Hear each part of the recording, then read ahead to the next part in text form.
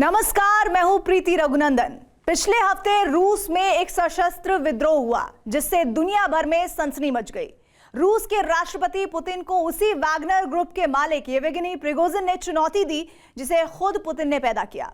सवाल बहुत से हैं। क्या प्रिगोजिन पुतिन के लिए भस्मासुर बन गया या फिर प्रिगोजिन रूस की सत्ता पर पुतिन की मजबूत पकड़ बनाए रखने का सबसे बड़ा मोहरा है जिसके जरिए पुतिन कोई बड़ा गेम खेल रहे हैं। लेकिन सबसे बड़ा सवाल है कि प्रिगोजिन असल में क्या है। इन्हीं सवालों का जवाब आपको मिलेगा हमारी special tele series Vetal the dark evil में, जिसके पहले एपिसोड में देखिए रूस के प्रिगोजिन के विद्रोह का सच, छलावा, the illusory bond. 13 December 2016, Moscow, रूस। मॉस्को की सड़कों पर हजारों की भीड़ उमड़ी थी।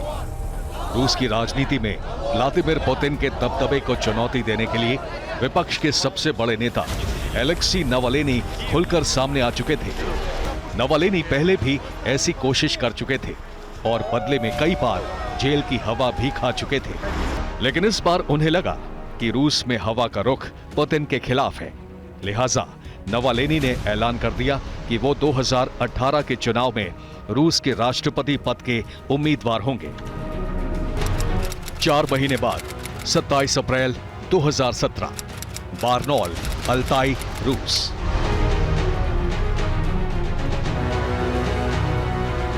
मॉस्को से करीब 3000 किलोमीटर दूर बार्नौल शहर में एलेक्सी नावाल्नी उस दिन सुबह अपने दफ्तर से बाहर निकले। वो आसपास के लोगों से मिलकर राष्ट्रपति चुनाव में समर्थन जुटा रहे थे। तभी एक शख्स उनके चेहरे पर गहरे हरे रंग का लिक्विड फेंककर भागा। ये लिक्विड ब्रिलियंट ग्रीन डाई था, जिसे रूस में जेलेंका कहा जाता है। इसका इस्तेमाल नवजात शिशुओं के गर्भनाल का जख्म भरने के लिए किया जाता है। लेकिन नावाल्नी पर फेंके गए जेलेंका में शायद कोई दूसरा केमिकल भी मिलाया गया था, जिसकी वजह से उनकी दाईं आंख की रोशनी खत्म हो गई।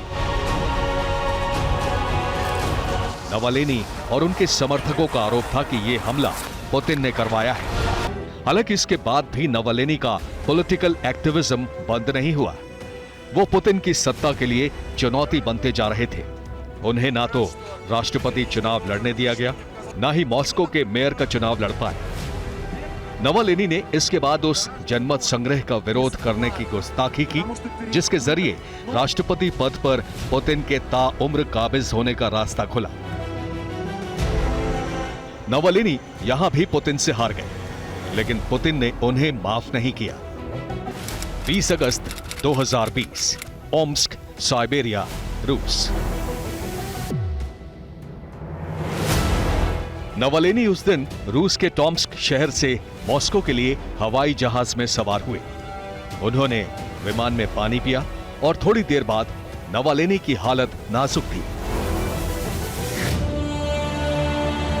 ओम्स्क शहर में विमान की इमरजेंसी लैंडिंग हुई।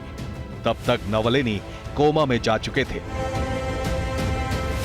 2 दिन बाद उन्हें जर्मनी के एक अस्पताल में भर्ती कराया गया। उनके खून की जांच 5 अलग अलग लैब में हुई और सभी की रिपोर्ट यही थी कि नावाल्नी पर नोविचोक नाम के नर्व एजेंट से हमला हुआ था। 1 महीने बाद मौत के मुंह से निकले नावाल्नी 17 जनवरी 2021 को रूस लौटे, लेकिन उन्हें एयरपोर्ट पर ही गिरफ्तार कर लिया गया। नावाल्नी अब भी जेल में हैं और उन पर इतने केस हैं कि जेल से बाहर निकलना नामुमकिन है। नावाल्नी के साथ जो सलूक हुआ वो रूस में हर आदमी के लिए चेतावनी थी कि जो भी पुतिन के लिए चुनौती पेश करेगा उसकी जिंदगी मौत से भी बदतर हो जाएगी। लेकिन रूस में सत्ता का ये नियम 2.5 साल बाद ही बदल गया। 24 जून 2023, रोस्तोव, रूस। समय तड़के 3 बजे। विद्रोह।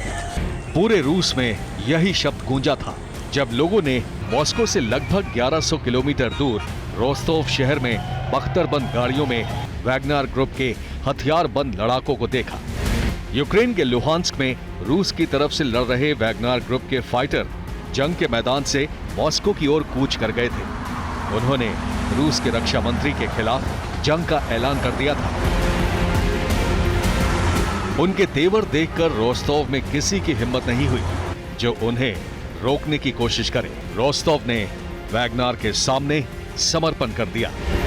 रोस्तोव के बाद वैगनर ग्रुप के फाइटर्स मॉस्को की ओर रवाना हुए। उन्होंने रूस की सेना की वार्निंग को नजरअंदाज कर दिया। रूस में 100 साल की ये सबसे बड़ी बगावत थी। राष्ट्रपति पुतिन को सीधी चुनौती। तो ये गद्दारी किसी और ने नहीं की।